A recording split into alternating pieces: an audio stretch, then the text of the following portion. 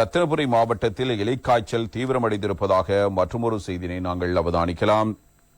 இந்த தகவல் தமிழன் பத்திரிகையில் இன்றைய தினம் இவ்வாறு தரப்படுகிறது. ரத்தினபுரி மாவட்டத்தில் மாத்திரம் இந்த வருடத்தில் மொத்தமாக 1882 பேர் எலிக்காய்ச்சலினால் பாதிக்கப்பட்டுள்ளதாகவும் இந்த நோயினால் அதிக பாதிப்புகள் ஏற்பட்டிருப்பதாகவும் இவ்வாறு குறிப்பிடப்படுகிறது. அதிக எண்ணிக்கையிலானோர் உயிரிழந்தும் இருக்கிறார்கள். சபரகம் மாகாண சுகாதார சேவை பணிப்பாளர் வைத்தியர் கபில கண்ணங்கராதான் இதனை உறுதிப்படுத்தி இருக்கிறார். இந்த நோய்க்கு முறையாக சிகிச்சைகள் வழங்கப்பட வேண்டும். அவ்வாறு முறையாக சிகிச்சைகளை வழங்காவிட்டால் இந்த நோயினால் செல்கள், சிறுநீரகம், இதயம் மற்றும் மூளைப்பகுதி செயலிழந்து உயிரிழப்பை ஏற்படுத்துவதற்கான அதிக வாய்ப்புகள் இருப்பதாகவும் அவர் எச்சரிக்கை விடுத்திருக்கிறார்.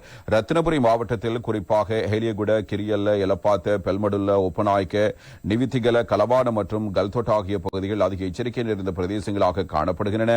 இந்த பிரதேசங்களில் எலிக்காய்ச்சல் பாதிப்படைந்த நோயாளர்களின் எண்ணிக்கை படிப்படியாக அதிகரித்து வருகிறது. இதுவரை எலிக்காய்ச்சலினால் 22 பேர் வரையில் உயிரிழந்திருக்கிறார்கள்.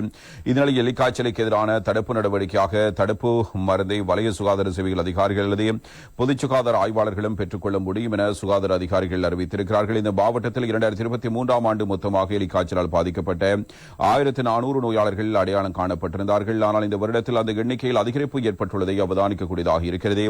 எனவே மக்கள் இந்த நோய் தொடர்பில் அதிக அவதானத்துடன் செயற்பட வேண்டும் என்பதோடு நோய் அறிகுறிகள் தென்படும் பட்சத்தில் உடனடியாக மருத்துவ ஆலோசனையை பெற்றுக்கொள்ள நடவடிக்கை எடுக்க வேண்டும் என்றும் அவர் இவ்வாறு சுட்டிக்காட்டியிருக்கிறார்.